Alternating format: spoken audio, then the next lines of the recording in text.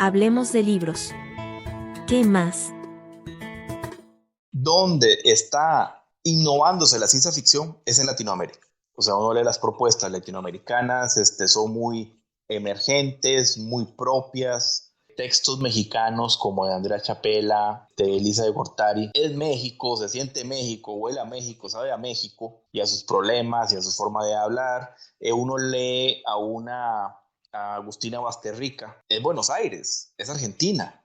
Tenemos que escribir desde Costa Rica, es importante. Y vos ves a estos autores de otros países que no se enajenan, por decirlo de alguna manera, de su ambiente o de sus entornos, de sus países. Bienvenidos, bienvenidas a Hablemos de Libros ¿Qué más? Una edición especial de primer aniversario en la que celebramos conversando con las y los escritores de Costa Rica. Soy Hazel Fallas, periodista, científica de datos y ante todo lectora. Si aún no lo has hecho, te invito a seguir este podcast en Spotify, Amazon Music o Apple Podcast para no perderte ninguno de nuestros próximos episodios. Hoy conversamos con un autor que ha convertido la ciencia ficción en una herramienta para pensar el presente y el futuro del planeta desde Costa Rica. Se trata de Daniel Figueroa Arias, ingeniero, docente y escritor, también fundador del taller literario 13013. Entre sus libros destacan Fantasma en los sueños, Sueños de Babel, Náufrago en un millón de voces y La sed y otros cuentos de ciencia ficción. Hace poco ganó el Premio Nacional de Narrativa Alberto Cañas con su novela Más allá del bosque. Daniel, bienvenido. Muchas gracias por aceptar esta invitación para conversar y desde ahora gracias también por todas las anécdotas que vas a compartirnos. Gracias a ustedes por invitarme. Daniel, ¿qué te parece si empezamos por una curiosidad que tengo?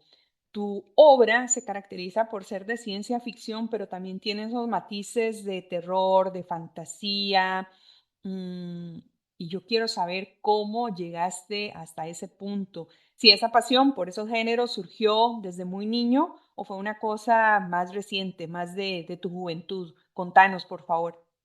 No, desde muy chiquito, de hecho. Desde 13, 12 años yo empecé leyendo a Asimov, a Nivel, un poco a Philip K. Dick. Entonces desde entonces fui desarrollando ese gusto por la ciencia ficción. Y con los años uno va leyendo más, va matizando más, va leyendo un poco de autores clásicos también, ¿verdad? También nos vamos inclinando más por hoy en día, especialmente lo que es la literatura de ciencia ficción y terror latinoamericana, que la producción hoy en día en Latinoamérica es bastante importante. ¿Cómo conseguías los libros o cómo convencías a tus papás de que te compraran esos libros? O no sé si de repente alguien te influenció por ahí. No, no, no. Vamos a ver, a mis papás siempre les gustó que yo leyera, empezando por ahí, así que ahí no había problema, ¿verdad?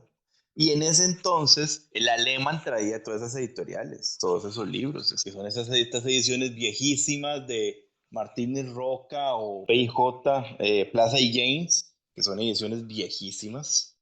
Claro, Bueno, estamos hablando de libros que costaban, por ejemplo, 850, 850 colones, ¿verdad? de esos libros que leíste cuando eras niño, cuando eras adolescente, ¿hubo alguno que te volara la cabeza, que te hiciera el clic y te dijera, a esto es lo que me quiero dedicar, este es el tipo de literatura que me gustaría escribir? Yo me inclinaría por dos. Bueno, uno fue Mundo Anillo de Niven, ¿verdad? Que es impresionante todo el concepto, la idea de un mundo en forma de anillo alrededor de un sol. Esa imagen titánica completamente, que abarcaba varios planetas, ambientes de varios planetas, una idea interesantísima. Refugio del Viento de George Martin, por cierto, Refugio del Viento fue escrito por George Martin y una autora, Tuttle. Fue de los primeros libros que emocionalmente me movieron mucho. Poca gente sabe que George Martin escribe ciencia ficción. De hecho, él comenzó escribiendo ciencia ficción. Y él tiene esa capacidad de que uno se involucre emocionalmente con el personaje. Y Refugio del Viento trata, bueno, sobre una colonia humana que quedó varada en un planeta con menor gravedad, pero es un planeta formado por islas. Entonces, ellos desarmaron la nave y crearon unas alas y volaban de una isla a otra. Y todo trata entonces de una niña huérfana que es adoptada por uno de estos mensajeros. Lo que pasa es que las alas se heredaban solo de padre a hijo. Y ella, siendo adoptada, no tenía derecho a esas alas. Entonces, toda la lucha de ella por ganarse el derecho a tenerlas, y cómo eso revoluciona su sociedad, hasta ya el final de la vida de ella. O sea, es una cosa completamente conmovedora. Estás abriéndome todo un nuevo panorama de autores y autoras y de historias también. Eso me parece genial. Y también, hablando de abrir universos, quería preguntarte por la primera historia que escribiste, si todavía te acordás de qué trataba, y me imagino que obviamente era ciencia ficción. Contanos un poco de esa historia, si todavía la tenés guardada por ahí.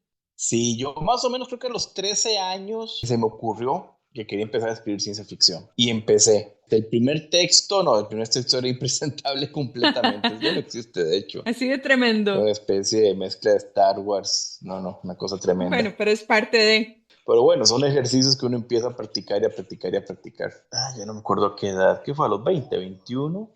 Entré al primer taller literario, lo que uno dice, no, no, no puede seguir así. De ahí publiqué una pequeña historia de terror. A ver, empezamos con los talleres literarios que cuesta mucho en el taller tradicional trabajar ciencia ficción. Cuesta mucho. Más en esos años, estamos hablando de más de 20 años, o sea, el taller literario estaba muy enfocado a poesía, tal vez prosa, pero por otro derrotero. Entonces, digamos, lo máximo que uno lograba acomodar ahí era terror. Entonces, bueno, por ahí publiqué un cuentillo de terror en una revista de uno de los talleres. Después, de ahí seguimos con algunos cuentillos por ahí. Hace 10 años publiqué la primera novela, Fantasma en los Sueños. Y de ahí ya vamos agarrando cierto ímpetu y ahí seguimos. Mira, mientras te estoy escuchando, me da la impresión de que esos géneros de ciencia ficción, de terror, de fantasía, son considerados como marginales en Costa Rica. ¿Estoy en lo correcto o esa percepción ha cambiado? Sí ha cambiado el panorama definitivamente, desde que en el 95 sale La sombra en el hielo de Laura Quijano. Ya a partir de ahí vamos ganando cierto reconocimiento. Después Telémaco de Jessica Clark tuvo cierto impacto. Bueno, todavía tiene cierto impacto, la novela todavía se edita, por cierto.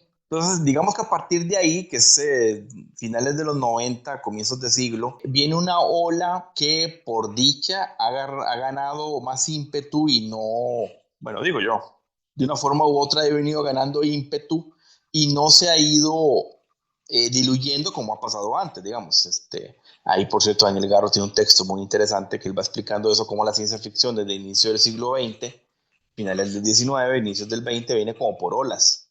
Por dicha esta ola como que se está sentando, ¿verdad? Entonces, de este tipo de géneros, tal vez no necesariamente ciencia ficción, pero terror y fantasía, se está produciendo cierta cantidad de textos, ¿verdad? Y uno lo ve en los catálogos de las mismas universidades, de las editoriales públicas, pues, muchas que son parte de universidades, y uno lo va notando ahí, ¿verdad? Obras de ciencia ficción, específicamente hablemos, que han sido galardonadas en su integralidad como ciencia ficción. Por ejemplo, estoy pensando en la antología Materia Orgánica de Guillermo Ávila, en la UNA, Premio Una Palabra 2021, si la memoria no me falla.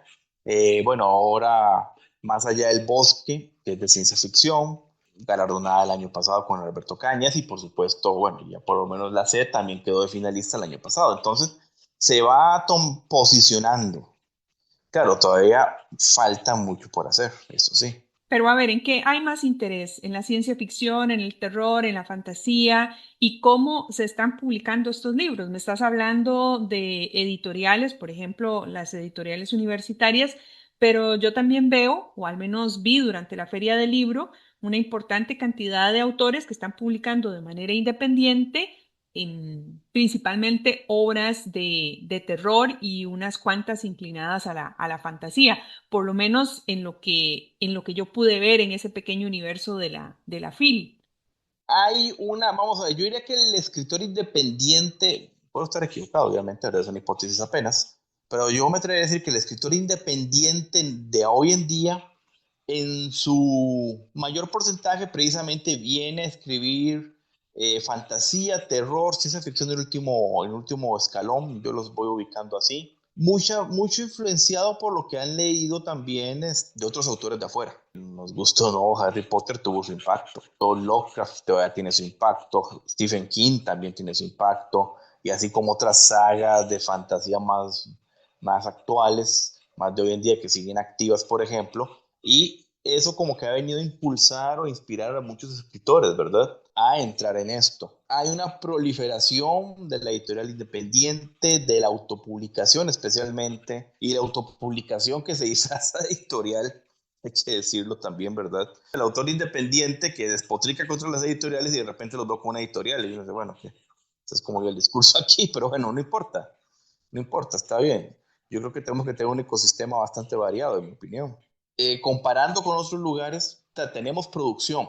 Lo que yo siento que hay que trabajar más es la distribución y la propagación, o sea, la propaganda, pues sí, ponerlo de alguna manera. ¿Por qué está fallando eso de distribución y propaganda? ¿Qué es lo que está pasando? Por un lado, existe todavía una vertiente, podemos llamar que tradicional, de que la literatura es algo gourmet o algo un tanto elitista. Lo importante es llegar a publicar y, digamos, si el libro se quedó en aquel, dice que en aquel, no importa. Lo importante es que mi currículum académico salió a la publicación. Todavía hay mucho autor que trabaja así. Bueno, cada quien a lo suyo, obviamente, pero que todavía trabaja así. O sea, yo tengo que admitir que es que yo soy muy atacado. Atacado quiere decir que estás muy pendiente para quien nos escucha fuera de Costa Yo creo que Rica. las editoriales con las que he trabajado pueden dar fe de eso, de que yo ando pendiente de todo, que si el libro se llevó a una feria, si no se llevó, que si se vendió o no se vendió. Ando inventando que charlas, que presentaciones, o yo mismo busco eventos y ando cargando libros por todo lado, cuanto evento hay. Hay autores que no, lo dejan ahí, dejan que la editorial se encargue de todo y lamentablemente no funciona. No funciona, lamentablemente. O sea, ya ahí entramos a otro análisis, ¿verdad? De qué exactamente está fallando y por qué. Eso por un lado. Por otro lado, tenemos un ecosistema de librerías que se viene hasta cierto punto apenas diversificando, podríamos decir. Pero es un ecosistema hasta cierto punto un tanto pequeño y además muy vallecentrista, por cierto.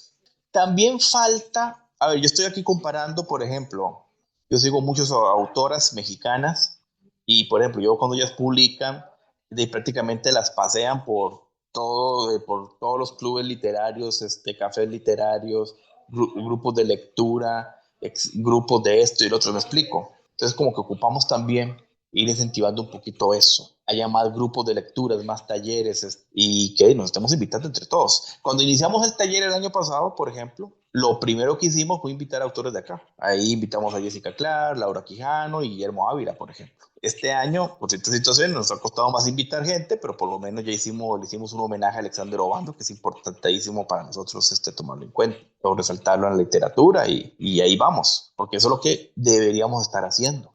A pesar de todo este ecosistema y de todos esos sube y bajas, etcétera, ¿podrías decir que la ciencia ficción, el terror en Costa Rica tiene un sello particular que lo diferencia, no sé, del resto de lo que se está produciendo en América Latina o está muy, muy colgado de los temas globales? ¿Cómo lo ves vos? Latinoamérica, vamos a ver, si a mí me preguntan dónde está innovándose la ciencia ficción, es en Latinoamérica. O sea, uno lee las propuestas latinoamericanas, son muy emergentes, muy propias, en temática, en estilo especialmente.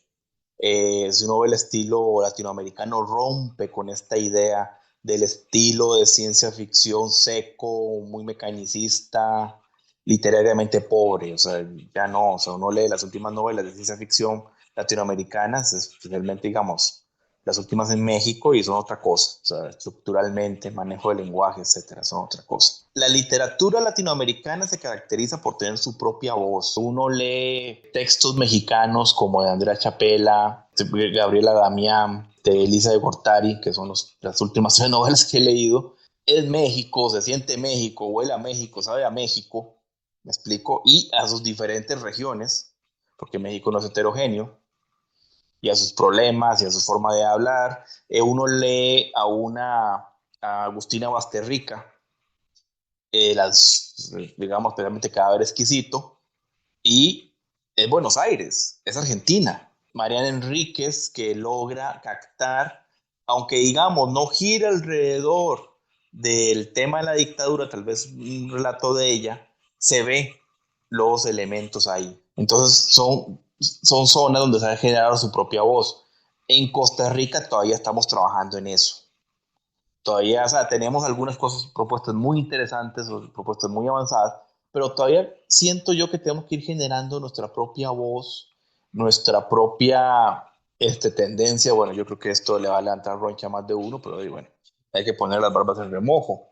Yo voy a ser sincero, la producción en Costa Rica, si hacemos un orden, yo lo estoy viendo como principalmente terror, fantasía y ciencia ficción de último. Tal vez ya haciendo un conteo resulte que fantasía se produce más que terror, puede ser, pero por lo menos esos dos están arriba. ¿Qué es lo que me preocupa del terror? Por un lado, bueno, casi que se desarrolla por tres vertientes. Por un lado, la tradición gótica del vampiro, que el hombre lobo, que el monstruo clásico, algunos experimentos acercándose al Weird, a Lovecraft, a Stephen King, que ojo, tienen sus bemoles, trabajar ese tipo de literatura, hay que saberlo hacer. De hecho, Alexander Obando, nunca se me olvida ese consejo, nosotros lo conocimos, el consejo que una vez me dio. Si usted va a escribir algo de Lovecraftiano, o tiene que innovar, realmente agregar algo nuevo, o ni lo haga. Y tiene razón. Y la tercera es la costumbrista. Vamos otra vez a escribir leyendas, que a ver, es cierto, se venden. Como son libros de leyendas, lo terminas vendiendo, pero el alcance no deja de ser poco. Entonces, por ejemplo, el terror me preocupa, porque especialmente el terror tiende a ser a veces muy íntimo, tiene que ser muy íntimo, tiene que ser algo con que la persona a un nivel básico, por decirlo de una forma, se tiene que identificar.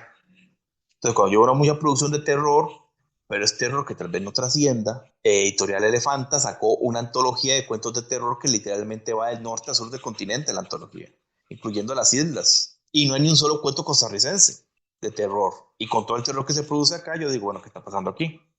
Aquí algo falló. Bueno, esa crítica que estás haciendo me parece súper válida y creo que pueden prestarle atención las personas que gustan de escribir terror. En esa última intervención estabas haciendo un comentario sobre el sello que debe tener cada escritor en su obra. Y justamente me gustaría hablar de ese sello en La Sed y otros cuentos de ciencia ficción. En ese libro tuyo yo pude identificar lugares, cantones de Costa Rica, qué sé yo, Turrialba, Dota, algunos barrios marginales del sur. Yo no sé si esos lugares estaban presentes en tu imaginación, pero al menos en la mía sí lo estuvieron. Son referencias ciertamente locales, pero también son lugares, por la forma en que los estás describiendo, que podrían ubicarse en cualquier parte del planeta.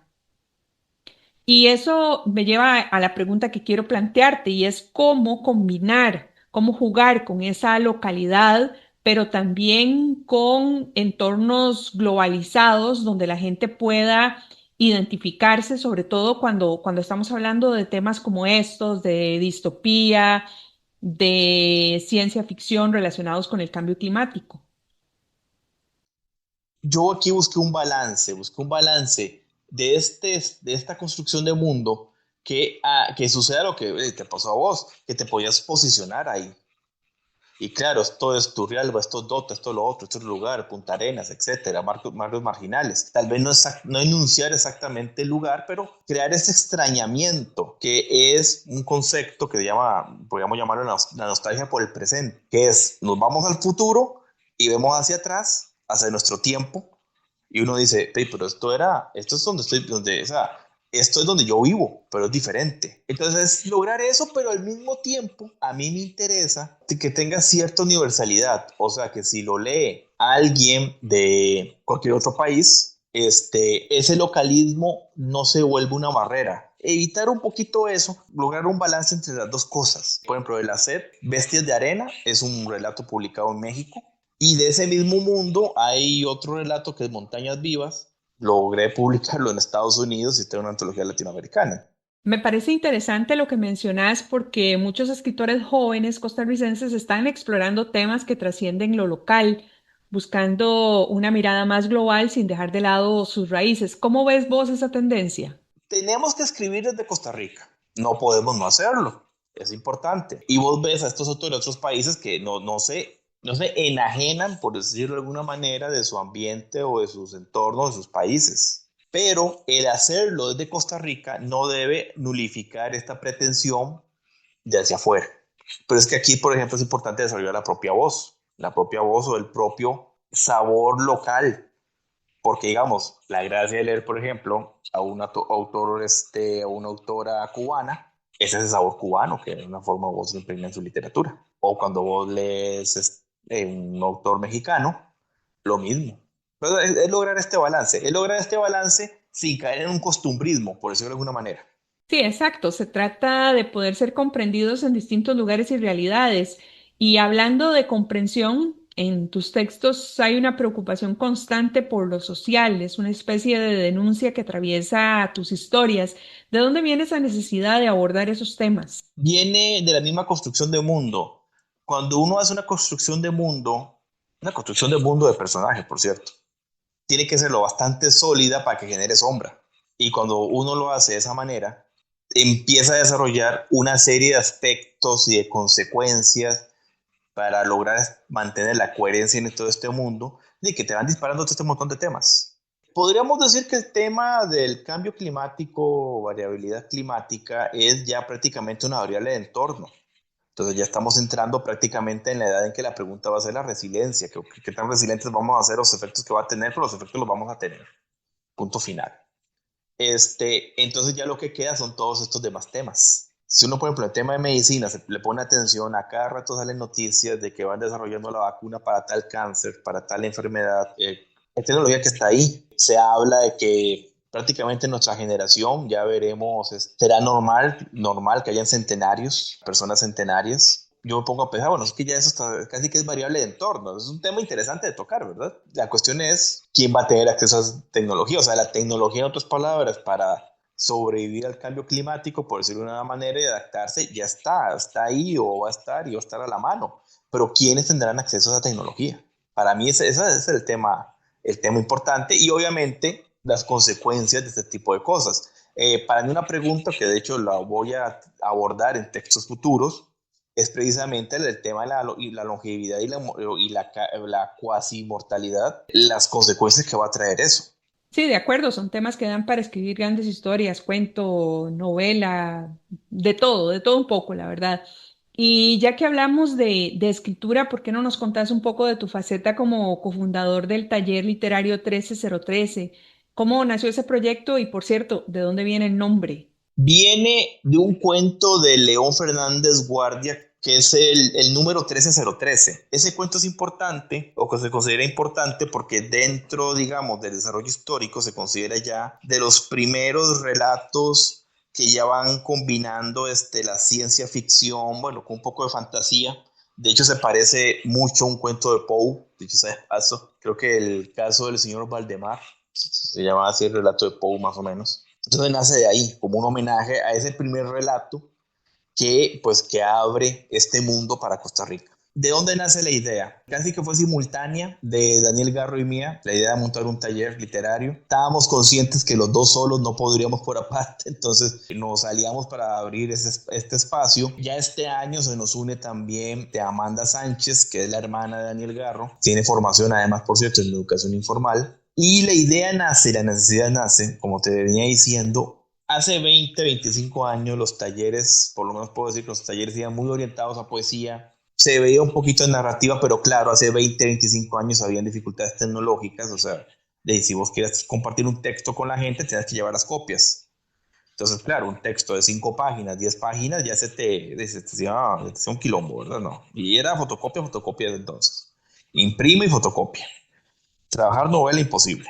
Entonces, claro, en ese entonces había un tema, ¿verdad? Eso también lleva a la cuestión de que buscábamos un espacio o generar un espacio donde de manera específica o especializada, podríamos decir, trabajáramos estas narrativas. Cuando lo abrimos, obviamente, esto es una iniciativa que nace sin ningún tipo de estudio de mercado, quedamos así como patinando, como que, bueno, posiblemente a la primera, segunda sesión vamos a quedar solos. O sea, no teníamos ni idea si iba a haber participantes. Gracias a Dios nos equivocamos y sí, tenemos más bien de un año, digamos, del año pasado para acá, tenemos como un núcleo básico de gente que siempre está trabajando en el taller, siempre llega al taller, que podemos decir que son unos 10, 12 más o menos, pero más una población más itinerante. Pero bueno, del año pasado para acá ya tuvimos que cambiarnos de lugar. O sea, tuvimos hace poco cambiarnos de lugar porque donde estábamos no entrábamos. Entonces eso nos da la confianza, por decirlo de alguna manera, que pegamos la idea. Bueno, enhorabuena que pegaron la idea y que la gente les está respondiendo. Y por cierto, cuando las personas llegan al taller, ¿cuál es el primer consejo que les dan para que suelten la mano y empiecen a escribir? La primera, a ver, el principal consejo que todos damos, todos, a ver, que yo es unánime, es que tienen que leer. Y tienen que leer de todo, o sea, no pueden ponerse quisquillosos de que yo solo leo de tal cosa o gente que escriba de tal manera. O creo que decía un colega por ahí una vez que él decía que cuando era joven, él no leía nada que no fuera alguien que llevaba 30 años muerto. O sea, ¿verdad? O sea, no, o sea, tienes que leer variado. No puedes darte el lujo de ponerte a escribir como Asimov, por ejemplo. No puedes darte el lujo de ponerte a escribir como Lovecraft, por ejemplo. El estilo de Lovecraft solo le sirvió a Lovecraft y punto. Entonces tenés que leer variado, tienes que ponerte al día. Si te interesa la ciencia ficción, bueno, hay mucha ciencia ficción latinoamericana que hay que consultar, que hay que leer.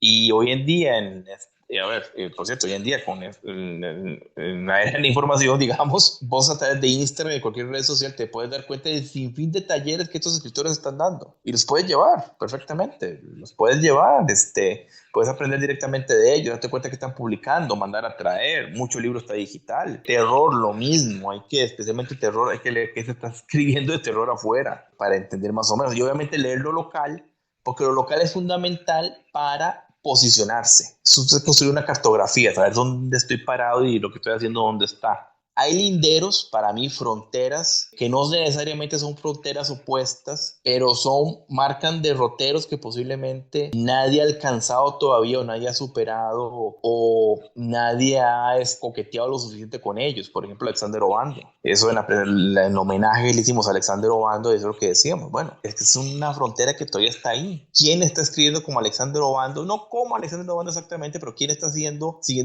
una ruta de trabajo parecida? Otro autor, Ariel Cambronero, que no se conoce mucho, pero por ejemplo, bueno, él tiene una obra publicada acá, que acaba de ser premiada, por cierto, pero tiene otro libro, Sangre Sagrada, publicado en Chile, que es de terror, y es un terror bastante extremo. Entonces, bueno, aquí hay otro derrotero, que es otra frontera, porque de todo lo de terror que he leído en el país, nadie se le está acercando a él todavía. Entonces, por eso es importante leer, porque tengo que tener claridad en estas fronteras de dónde estamos parados.